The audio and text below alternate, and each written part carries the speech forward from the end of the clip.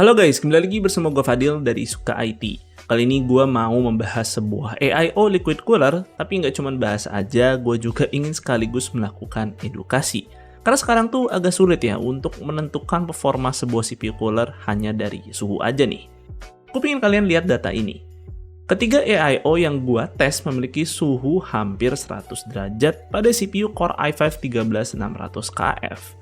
Nah, kalau kita cuma telan mentah-mentah data ini, ya berarti ada yang salah sama pengujian gua, atau lagi apes aja nih gua. Jadi ketiga AIO tersebut ya defect semua, jadi suhunya setinggi ini nih.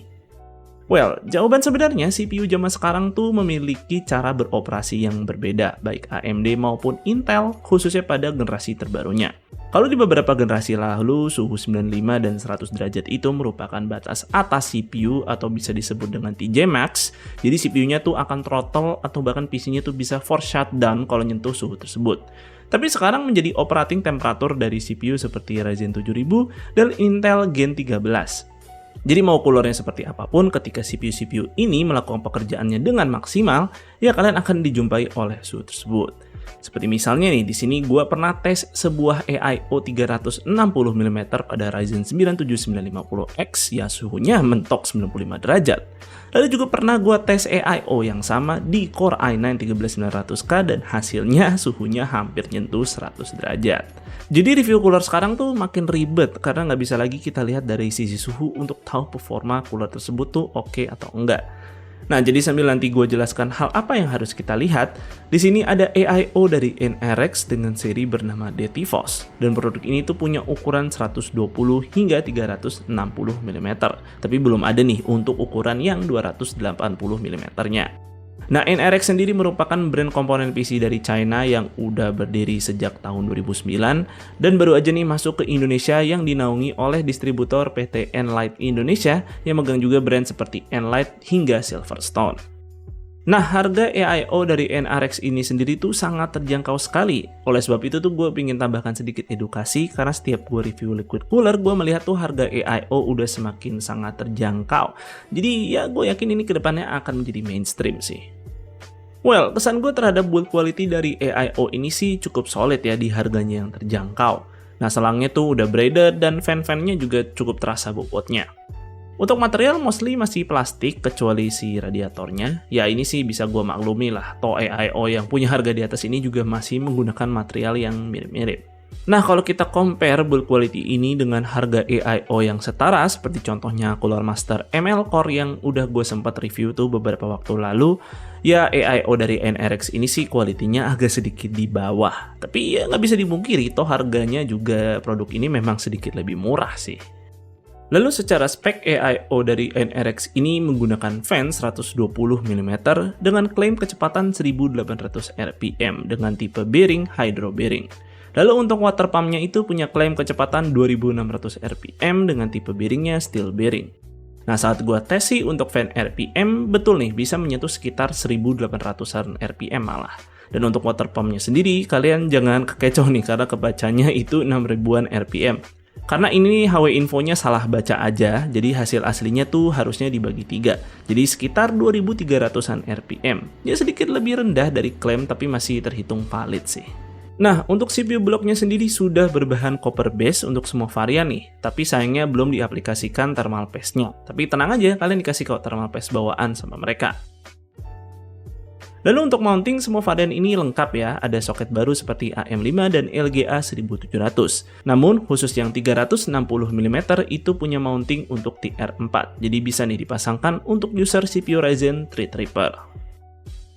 Nah, bagi yang senang menyala-nyala nih, AIO ini punya LED RGB pada semua varian. RGB-nya itu sendiri terdapat di fan dan juga housing dari water block-nya. Plus, di sini juga logonya nih ada efek-efek ala Infinity Mirror gitulah. Ya lumayan menambah efek-efek LED RGB supaya nggak terlalu kaku. Lalu untuk housingnya ini bisa diputar 360 derajat, jadi nggak perlu khawatir untuk orientasi pemasangannya. Nah, untuk warna RGB-nya bisa sync nih menggunakan berbagai software motherboard. Yang di sini sih gua tes ya pakai software Polychrome RGB dari ASRock.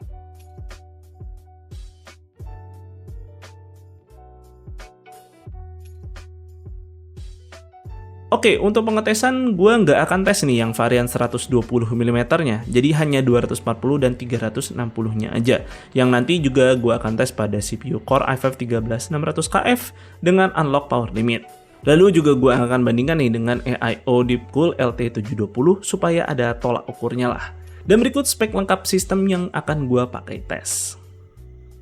Seperti yang gue sampaikan di awal, kalau kita tuh nggak bisa lagi mengukur performa CPU cooler dari suhunya aja. Ya karena kalian bisa lihat sendiri nih, hasilnya tuh sama semua. Jadi kita perlu dalami hal lain nih, seperti salah satunya clock speed CPU. Cuman nggak disangka-sangka nih, secara mengejutkan 13600KF-nya itu menghasilkan clock speed yang mirip-mirip pada ketiga AIO. Oke, kita lihat hal lain nih seperti package power CPU. Dan di sini lagi-lagi memiliki graf yang mirip-mirip untuk ketiganya. Jadi dari sini bisa kita simpulkan kalau 13600KF itu tidak terlimitasi nih sama performa coolernya. Jadi AIO dari NRX itu mampu bersaing dengan AIO yang jauh lebih mahal seperti LT720 ini. By the way, semuanya nih gua tes pada thermal paste yang sama nih.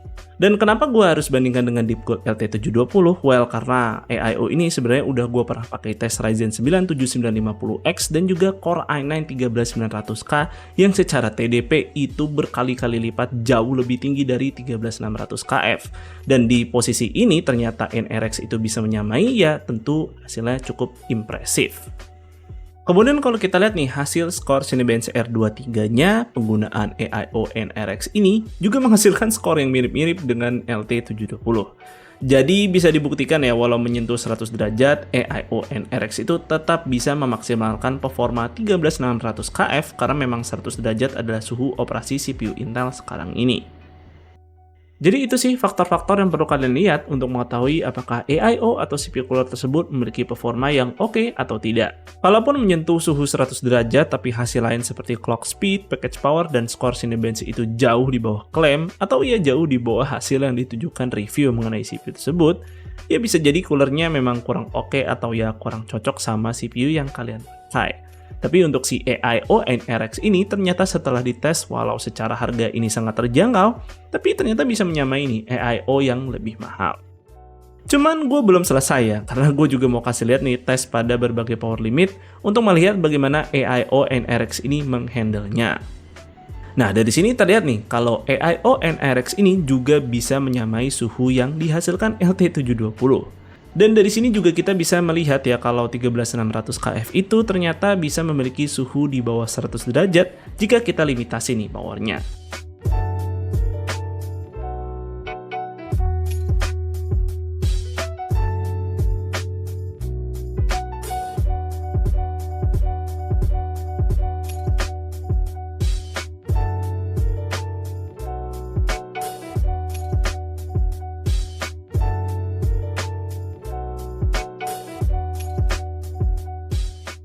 Oke, gue sebenarnya tuh tidak menyangka ya kalau AIO NRX ini punya performa yang bisa menyamai AIO sekelas LT720 yang secara harga aja udah jauh lebih mahal.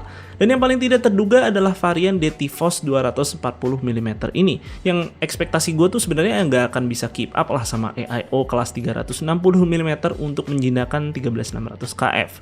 Tapi ternyata ya bisa dipepet performanya. Jadi bisa disimpulkan kalau AIO NRX ini sudah sangat oke untuk menghandle CPU seperti Core i5 13600KF, dan mungkin masih bisa sih digunakan pada CPU satu tingkat di atasnya yaitu Core i7 13700K. Tapi untuk Core i9 13900K mungkin ya perlu gua tes lagi sih. Ya singkatnya AIO NRX ini sudah sangat siap untuk menghandle CPU dengan kelas TDP 200W lebih. Tentu performa yang dihasilkan ini sih bisa terbilang cukup impresif ya, dan ini membuktikan kalau AIO dengan kualitas performa yang oke tuh sudah semakin terjangkau. Nanti mungkin pembedanya hanyalah fitur, build quality, dan masa garansi aja sih. Nah, untuk masa garansi, si NRX ini hanya 1 tahun aja guys. Cukup wajar sih ya mengingat harganya yang sangat terjangkau, jadi mungkin ini salah satu komprominya. Tapi setidaknya udah dipegang nih sama salah satu distri yang cukup kompeten yaitu PT Enlight Indonesia yang juga sudah menaungi brand sekelas Silverstone. Jadi ya agak sedikit peace of mind sih. Dan mungkin segitu dulu untuk videonya kali ini. Semoga video ini bermanfaat buat kalian. Jika kalian berkenan, like dan share video ini, dan jangan lupa subscribe channel Suka IT jika kalian nggak mau ketinggalan kontennya. Dan jangan lupa juga follow Suka IT di Instagram dengan nama @suka_it. Gue Fadil dari Suka IT pamit undur diri. See you on the next video.